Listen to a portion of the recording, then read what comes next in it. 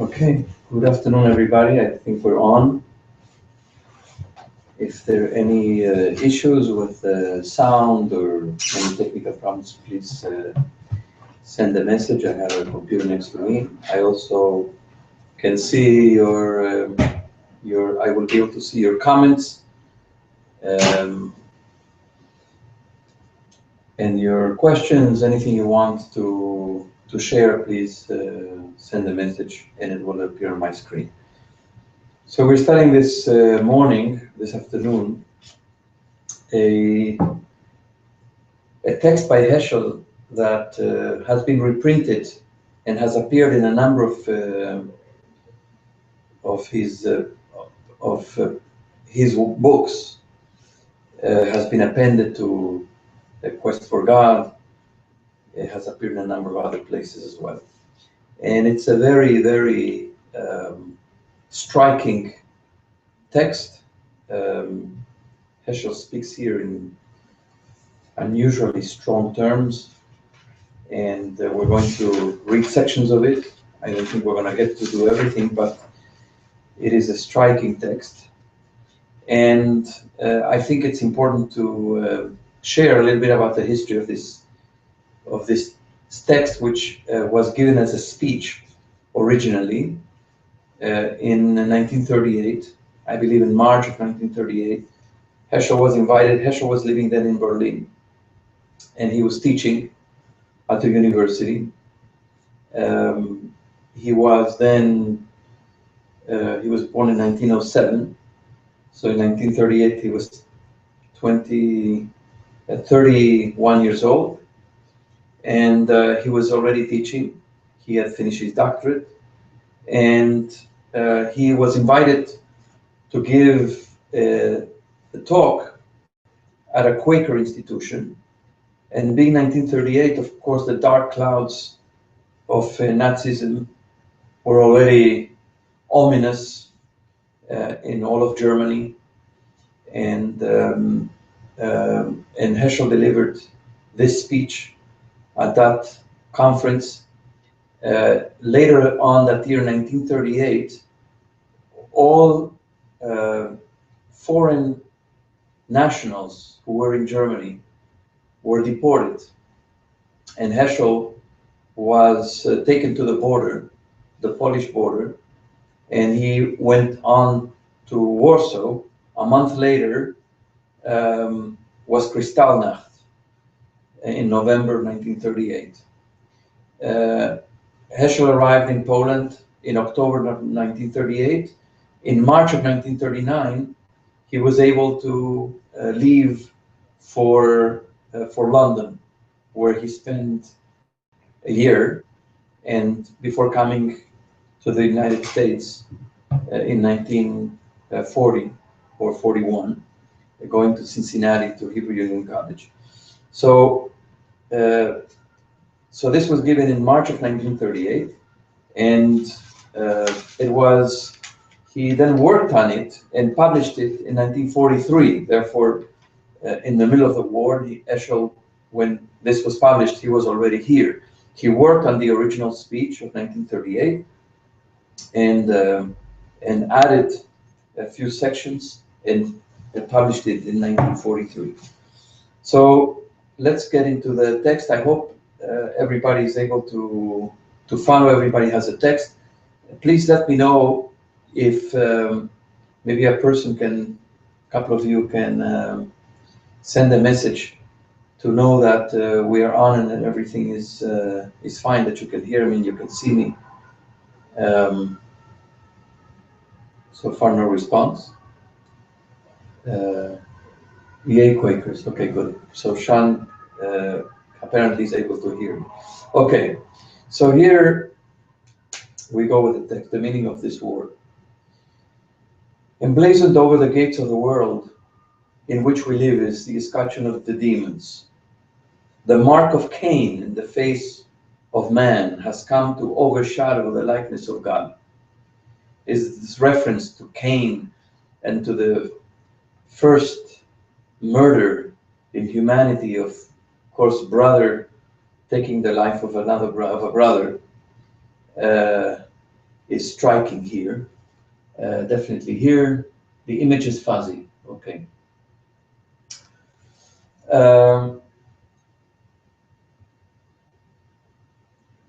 There has never been so much, of course, reference to the 4th chapter of Genesis, when Cain murders his brother Abel, who carries, as all humans, the image of God. There have never been so much guilt and distress, agony and terror. At no time has the earth been so soaked with blood.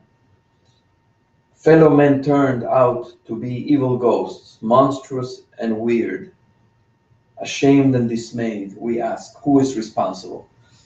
And this is actually the focus of this entire essay, is who is responsible?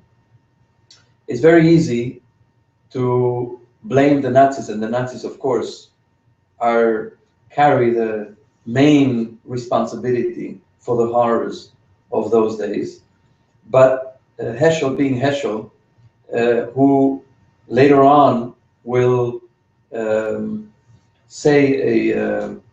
teach something that actually became very, I think that was upheld very often, is upheld very often when he said, in a free society, some are guilty, but all are responsible. And this is in the same direction. It's not just who is guilty, but who is responsible. How did we get here? That's the focus of this essay, is where is the responsibility? History is a pyramid of efforts and errors, yet at times it is the holy mountain on which God holds judgment over the nations. Few are privileged to discern God's judgment in history, but all may be guided by the words of the Baal Shem Tov. If a man has beheld evil, he may know that it was shown to him in order that he learn his own guilt and repent. For what is shown to him is also within him. It's a major teaching of the Baal Shem Tov, picked up by a number of the Hasidic masters. If you see something evil outside of you, evil perpetrated by somebody else, the first response, the first human response, is to accuse that person, to judge and accuse that person. But the Hasidic teachers, beginning with the Baal Shem Tov, say what you see in that other person is also in you. So you have the responsibility to see yourself in that person, to see your own inside in that person. Seek, instead of judging and pointing fingers, look for what in that evil, in that person, is also part of you. And now he's going to do this with what's going on in 1938 and then in the middle of the war. What part of this responsibility does humanity or other human beings, not exclusively the Nazis, have for this? We have trifled with the name of God, and that's the beginning of the answer of how did we get here? We have trifled with the name of God. We have taken the ideals in vain. And when we are reading these texts, it's always important. We are not in Nazi times. Thank God there is no Holocaust going on right now here in our land.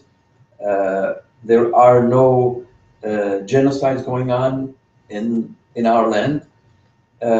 But it's always important to take these texts and see what are they saying, not just about them, but what are they saying about us here today. We have trifled with the name of God. We have taken the ideals in vain. We have called for the Lord. He came and was ignored. We have preached, but eluded him. We have praised, but defied him. In other words, we have not taken God seriously. We have done all the motions of our worship. We have acted in the exterior as religious people, but we have not honored God. We have not obeyed God in the way in which we live, in spite of the fact that all the externals of our religious lives may be there. Now we reap the fruits of our failure. Through centuries, his voice cried in the wilderness. this gorgeous reference to Kol Koreh Bamidbar of the prophet, who says, a voice cries in the desert, and who is there to hear it? How skillfully it was trapped and imprisoned in the temples. How often it was drowned and distorted. Now we behold how it gradually withdraws, abandoning one people after another, departing from their souls, despising their wisdom. The taste for the good has all but gone from the earth. Men heap spite upon cruelty, malice upon atrocity. So when you begin on this journey, that's what Heschel is saying, when you begin on this journey of abandoning God and abandoning that which is good, ultimately, the ultimate effect of abandoning God and abandoning the good and just staying with emotions of the pretense of a religious life, the ultimate place that you reach is a place of cruelty. It's a place of atrocity. It begins with abandoning the good, but it then issues in a place of harm, and that's what we sometimes are not aware of. You know, we forego that which is good, and we tolerate something that is evil, minimally evil, and we say, well, it's only, it's not that bad. It's a little bad. It's not that bad, and then we tolerate the next evil thing, and then the next one, and then the next one, and we're further and further away from that which is good, and closer to that which is bad and evil, and all of a sudden we find ourselves surrounded by such great evil we can't even turn back. And that happens a lot in history, that small pieces of evil are tolerated, that we have tolerance for that, and for the absence of good, and then at some point it's too late and we can't find our way back. The horrors of our time fill our souls with reproach and everlasting shame. We have profaned the word of God, and now we must give the wealth of our land, the ingenuity of our minds, and the dear lives of our youth to tragedy and perdition. There has never been more reason for man to be ashamed than now. A theme that I think Heschel often, I think this is a theme that is very dear to Heschel, the fact that we should be ashamed of ourselves. He speaks about this in a completely different context, which is a speech that he gave about Yom Kippur. We studied it at BJ, I think, actually last year on Shabbat Shuvah. And we've gone back to that text. And it's the theme of how we should feel ashamed of ourselves and how we should feel embarrassment for the way in which we live our lives. And if we don't have that sense of shame and we don't have that sense of embarrassment, we will never be able to leave those places in our lives that are not good. If we don't feel repulsed, not by the outside, not by what somebody else does or says, but by our own deeds, by our own capacity for cruelty, for mendacity, for malice.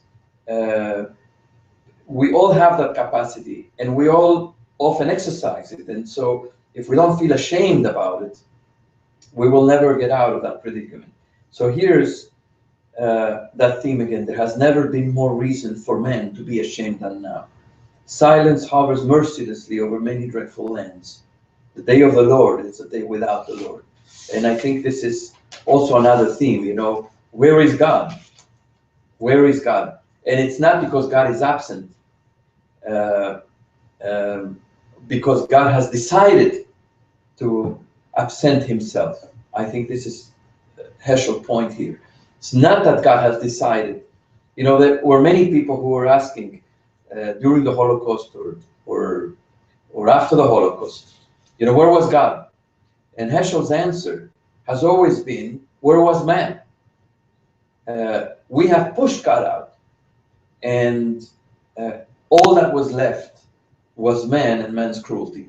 And so the question is that we have created a day of the Lord without the Lord.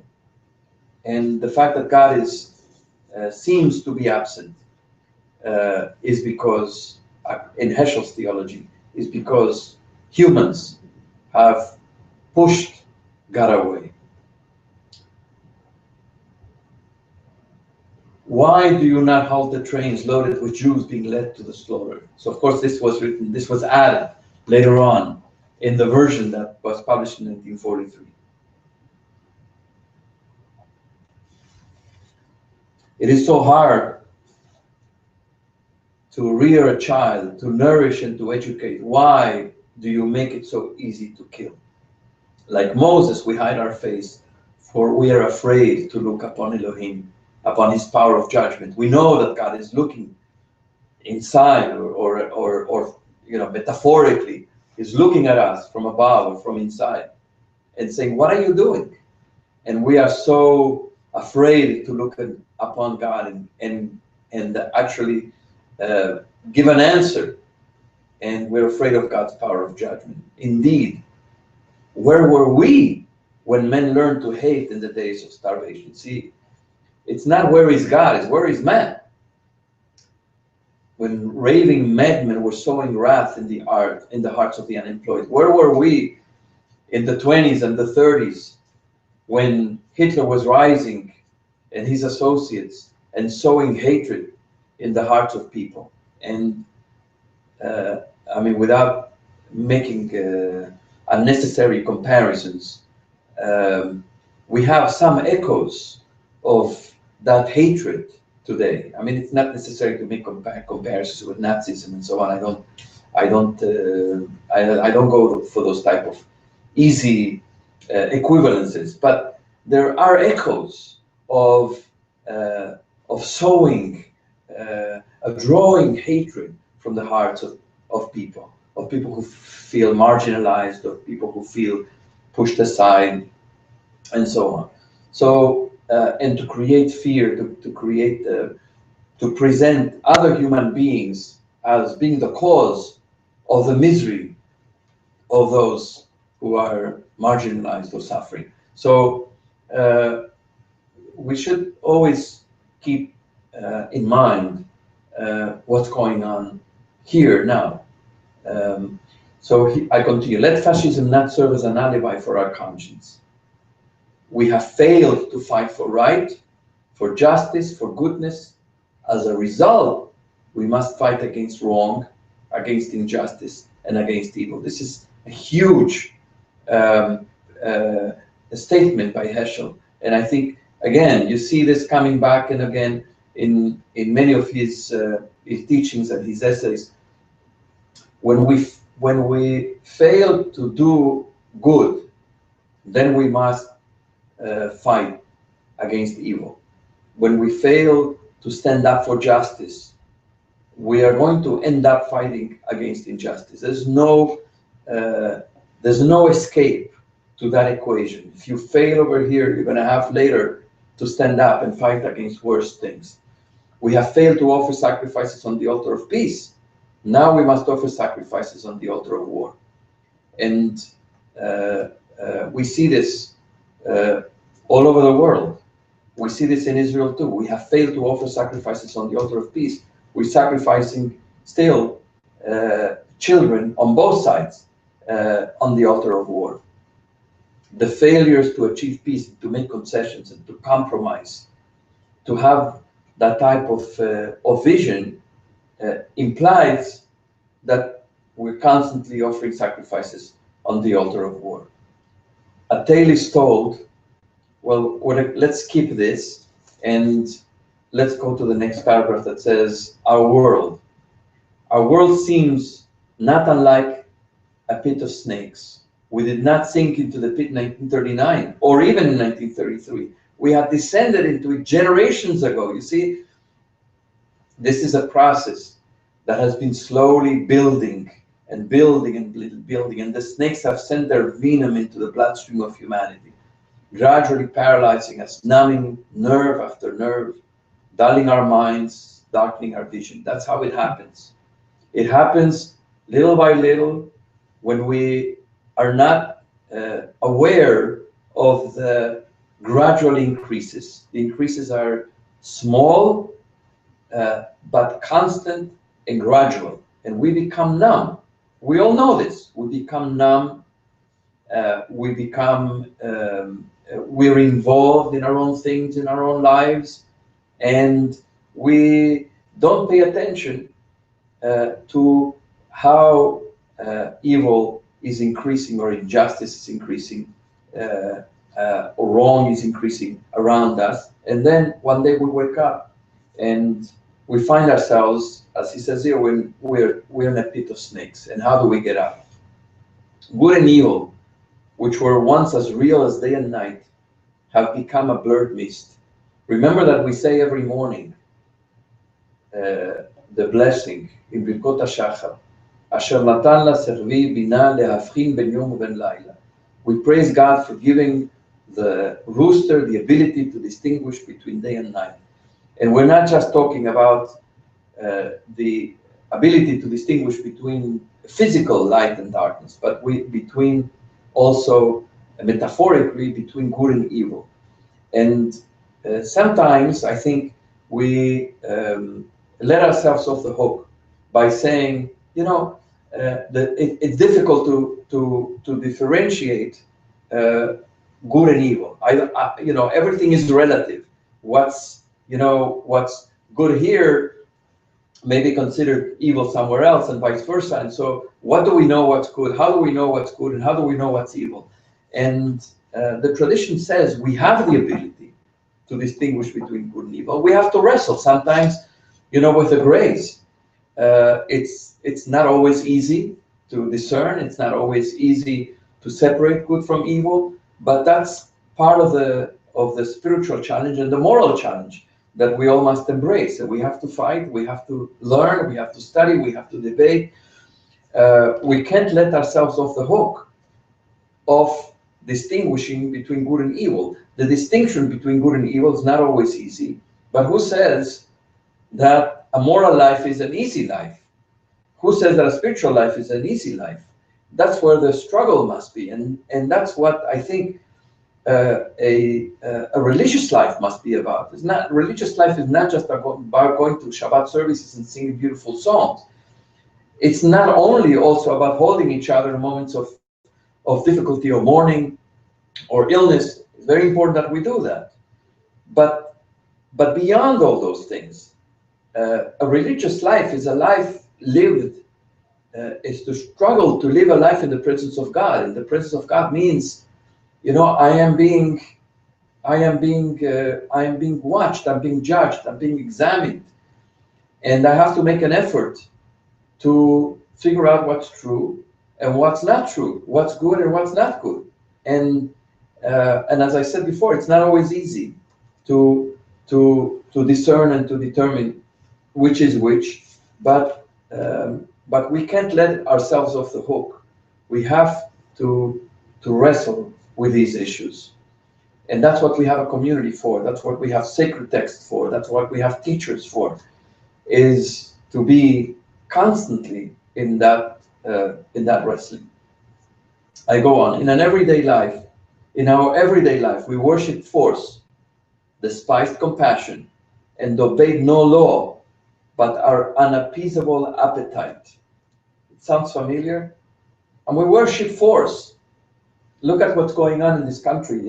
We're swimming in weapons, and we despise compassion in the sense that we embrace only toughness and only individualism and only what's good for me. And we don't have a sense of a sense that we live in a society that abounds with generosity, with kindness, with compassion, with regard for the suffering of others or the well-being of others. And we obey no law but our unappeasable appetite. The vision of the sacred has all but died in the soul of man. And that's, I find these words so compelling, and so this essay so powerful, not only because it speaks of those days. And by the way, you know, in those days, in 1938, again, this was given, pieces of this was given as a speech to the Quakers in 1938 in March. And Heschel was teaching in the university, and anti-Semitism already was very much on the rise. And the Nuremberg laws had been issued already and were operative. And Heschel found that there weren't people who were particularly outspoken, even within his department, even within the university. His neighbors were not protecting him or other Jews. And later on, he reflects on his activism. Heschel was not an activist at this point. He was in his 30s. He was an academic. He was a man of very, very deep religious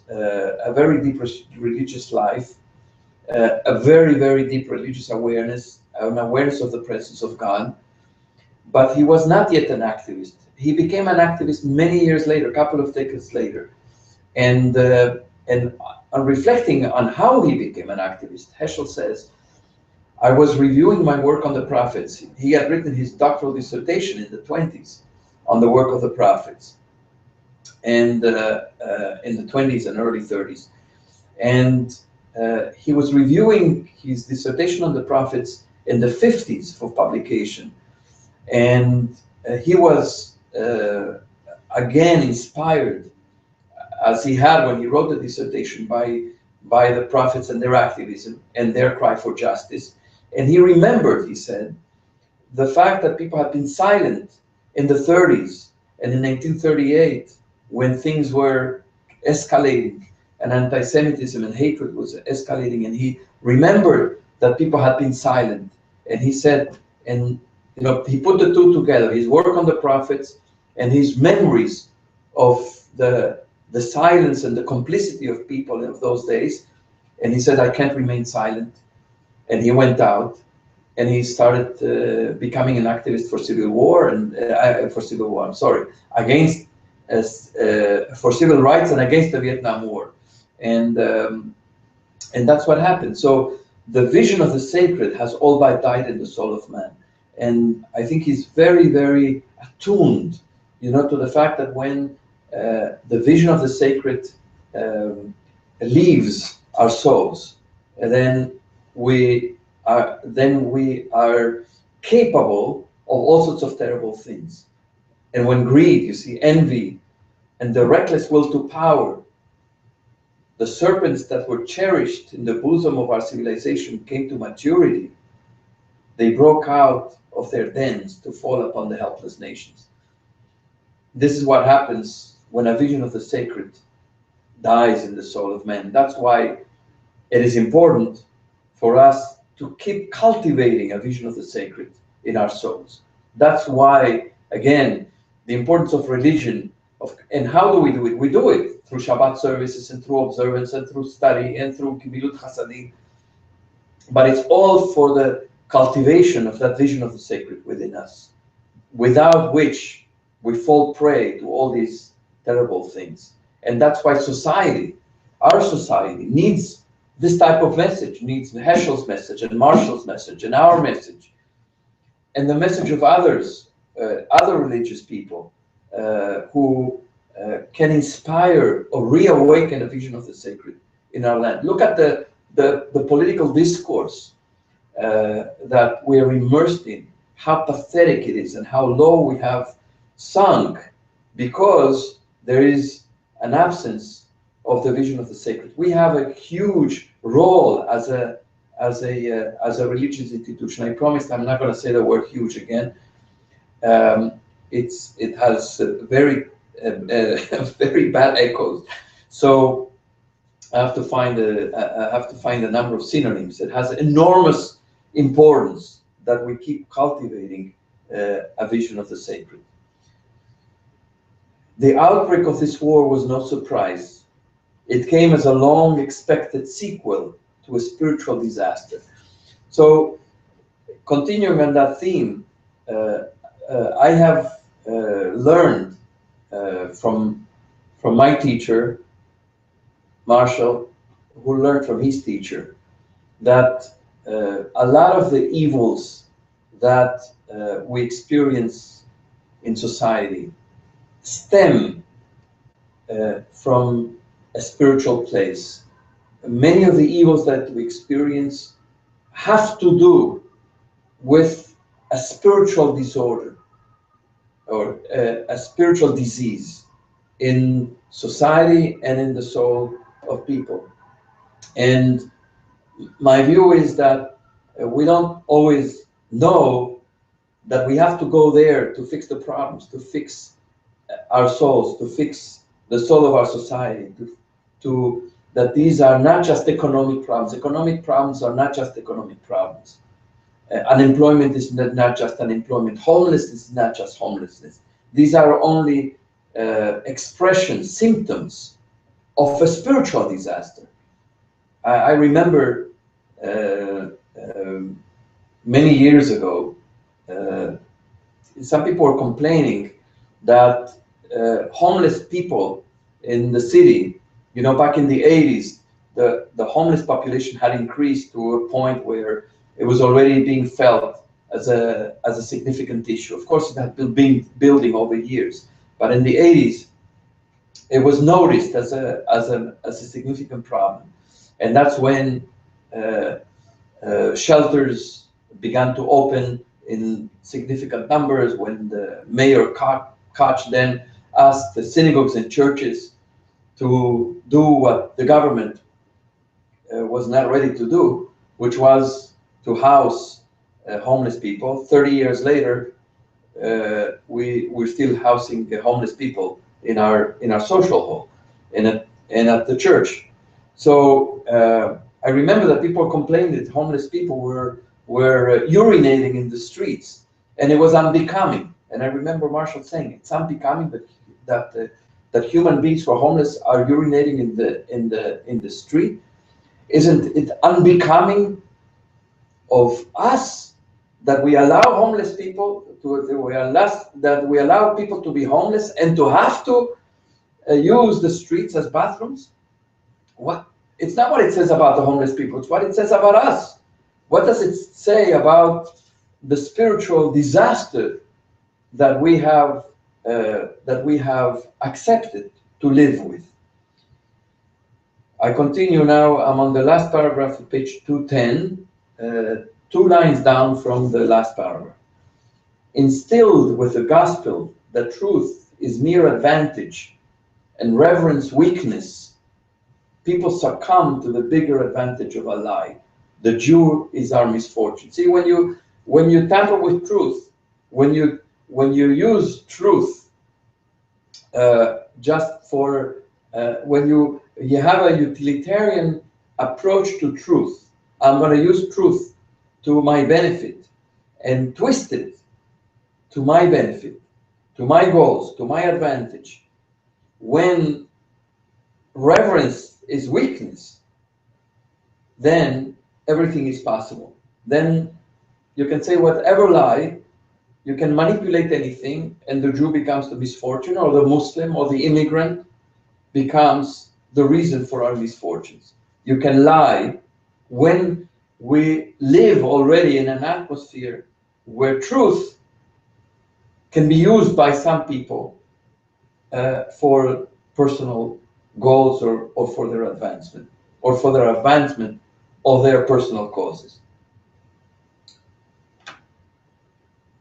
And to the power of arrogance, tomorrow the whole world shall be ours.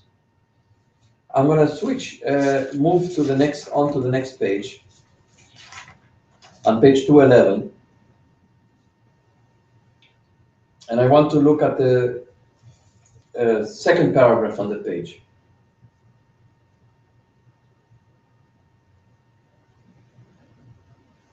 The conscience of the world was destroyed by those who were wont to blame others rather than themselves. It's always somebody else. It's always somebody else. It's Cruz or Trump or Bernie or Hillary or the Muslims, or the immigrants, or the Jews, or the government, or it's always somebody else, or the Europeans, or ISIS, or always somebody else. Let us remember, we revere the instinct, but distrusted ideals. We labored to perfect engines and let our inner life go to wreck. That's where we put the answer. We put the accent, or we put the effort. We put the effort in technology. We put the effort in all sorts of things, in all sorts of material things, in all sorts of outside things, and we let our inner life go to wreck. We ridicule superstition. We call, well, religion is superstition. We belittle religion until we lost our ability to believe. That's how it happens. When religion is a bunch of old customs, it's superstition, it's old beliefs, we lost our ability to believe. We have nothing left in which to believe, because we have diminished religion as superstition or old wives' tales or all sorts of things like that. And we don't have anything that we believe in that is bigger than ourselves. We have helped to extinguish the light of our fathers. We have helped to extinguish the light our fathers had kindled. We have bartered holiness for convenience. So, we say, that's for our ancestors, that's old stuff. We are into the new. So who needs the old stuff? Who needs what our ancestors were interested in, or what they wrote about, or what they thought about? We're into new things. We have bartered holiness for convenience. Forget about holiness. I want what's convenient. Loyalty for success. Love for power. Wisdom for diplomas. Prayer for sermon. Wisdom for information. Tradition for fashion. I love this paragraph. It has so much that has to do with us. We have parted holiness for convenience, loyalty for success, love for power. So convenience more important than holiness, success much more important than loyalty, trumps loyalty, power trumps love, diplomas trump wisdom, sermons trump prayer, information trumps wisdom, and fashion trumps tradition. Very powerful. Let's skip one paragraph. Tanks and planes cannot redeem humanity. A man with a gun is like a beast without a gun. The killing of snakes will save us for the moment, but not forever.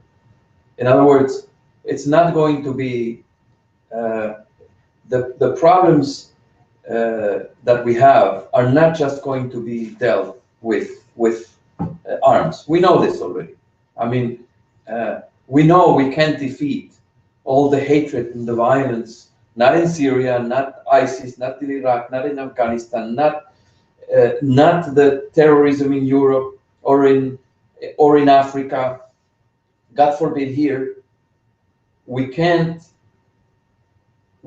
just do it by killing the perpetrators. The killing of snakes will save us for the moment, but not forever.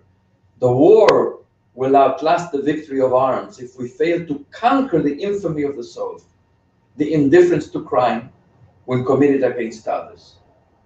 For evil is indivisible. You see, that's very important. We see evil only when it's committed against us or against people like us. But when it's committed about other people, then it's not evil. Then it's something else, but it's not evil. It's not the same evil. It doesn't have the same magnitude. We have to call evil evil. Evil is whether it's against Jews or against Muslims or against Christians or against Europeans or against Arabs. Evil is evil. When we begin to tamper with evil, and evil is when it's done against certain people or not against other people, then we're tampering with the truth. And unfailingly, the indifference to evil when committed against others will, in the end, be turned against us. It is the same in thought and in speech, in private and in social life. The greatest task of our time is to take the souls of men out of the pit. The world had experienced that God is involved. Let us forever remember that the sense of the sacred, for the sacred, is as vital to us as the light of the sun. Again, the sense of the sacred, to cultivate the sense of the sacred, a sense of the experience of God, a sense of the presence of God, a sense of God's judgment, a sense of God's truth. We have to cultivate all those things. They're as vital to us as the light of the sun. There can be no nature without spirit, no world without the Torah, no brotherhood or sisterhood without a parent, no humanity without God. God will return to us when we are willing to let God in. The Kotzker Rebbe says, where is God? We ask, where is God? And the Kotzker Rebbe replied, God is where we let him in. We have to let God back into our banks and factories, into our congress and clubs. We have segregated. You see, God belongs in the synagogue or in the church or in the mosque or in the ashram.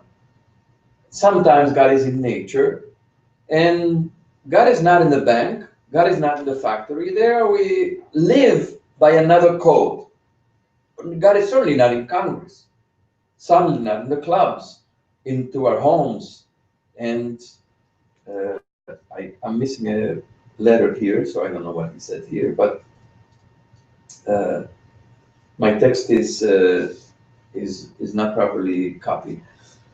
For God is everywhere or nowhere, the Father of all people, of or no person, concerned about everything or nothing.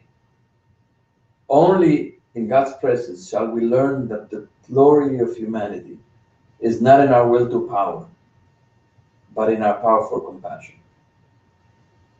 We reflect either the image of God's presence or that of a beast. And this is typical Heschel as well, in very strong and very strong unequivocal terms. We're either this or we are that. And there's no in between. We either reflect the image of God or what's left if we take the image of God out of ourselves and we don't reflect it. I mean, we can take the image of God out of ourselves, but we choose not to reflect the image of God. What will be reflected is our animal part, is the beast in us.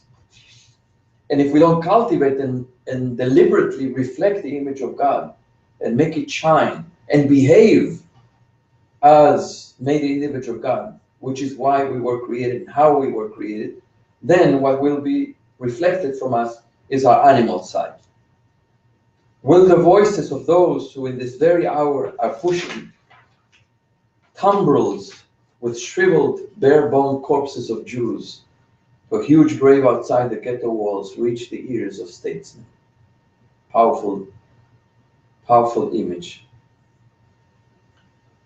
We have only a few more minutes.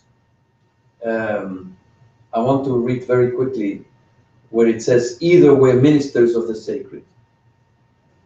It's in the next paragraph on page 212, in the middle of the paragraph. Either we are ministers of the sacred or slaves of evil. Let the blasphemy of our time not become an eternal scandal. Let future generations not loathe us for having failed to preserve what prophets and saints, martyrs and scholars have created in thousands of years. How can we forego that? The fascists have shown that they are great in evil. Let us reveal that we can be as great in goodness. We will survive if we are as fine and sacrificial in our homes and offices. And sacrificial is important. We minimize the word sacrifice. We don't go for sacrifices and so on. But it's important to live a life in which we sacrifice for the sake of good, for the sake of God. Only if we are willing to sacrifice our animal part, our appetites, our cruelty, if we are able to sacrifice our tendency for all those things, then we can achieve some holiness within ourselves.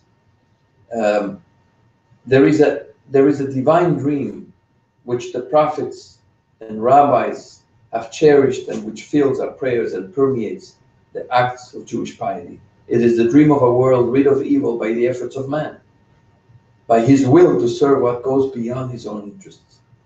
God is waiting for us to redeem the world. You see, he's not saying we are waiting for God to redeem the world. No, God is waiting for us to redeem the world. What does it mean we are waiting for God? God is going to do the work for us.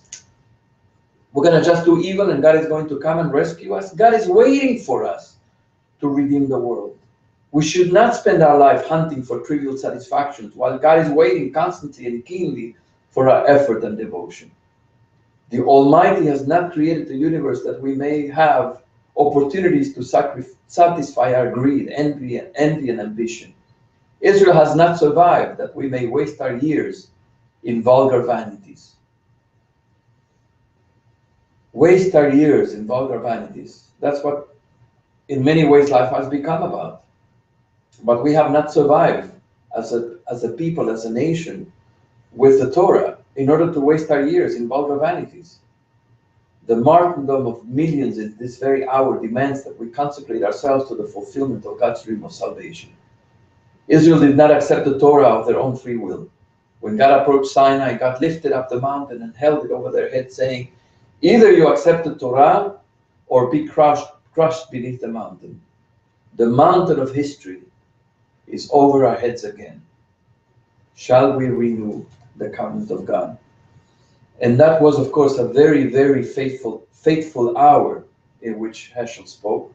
But the mountain of history is over our heads at all times. And in our time, I think it's particularly felt that we are in a special, crucial moment of history, with a lot of hatred, a lot of injustice, a lot of violence. And the mountain of history is over our head. And if we don't renew the covenant with God, if we push God out of the world, we don't want to think about what the world will become. So our alternative is to bring God back in, to polish the image of God within ourselves, and to let it shine, and to bring God back into not just our synagogues and houses of worship, but to our homes and our society. The trouble is, Heschel believe we need to reintegrate religious values into society, but people believe that secularism is superior. You're right, this is Sean, of course. People believe that secularism has surpassed, that secularism is and modernity in many ways, which is about secularism, is an advance, that religion is old-fashioned. And but don't they misunderstand what religion means? Of course. They misunderstand what religion means. If religion is just to mean a series of rituals that are only on the outside, the rituals are for the sake of cultivating the soul. Everything we do ritually and prayer is for the cultivation of the soul, is for making ourselves, number one, a recipient to receive God's blessings, all material blessings, and the love that we receive, and the creativity that we have, and so on, is to make ourselves a kosher recipient for those things, so that we can receive those things in the proper spirit, not just for our own sake. We receive all those things so that we can do things in the world. The function of religion is to make us into kosher vessels for all the things that we receive, and which we have to then use to do good in the world, and to cultivate our souls so that we can let God's image, which is within each one of us, to shine. That's the function of religion. Religion is hugely misunderstood, and but religion is not dead.